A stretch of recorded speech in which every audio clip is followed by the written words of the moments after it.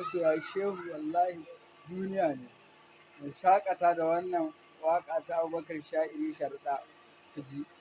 Gausi hanyar mu tayi dodar gausi duk masu kin munakar gausi kowa ya kama dayir to ƙarya ne a gaishuwan war gausi hattara da lura gausi masu ta da kura gausi kar ku yi dakon asara halarar Allah ta ci ku tara wai ina masu soke soke gausi na masu yanke yanke gausi ina masu wake wake yau ko kai baka ba su aike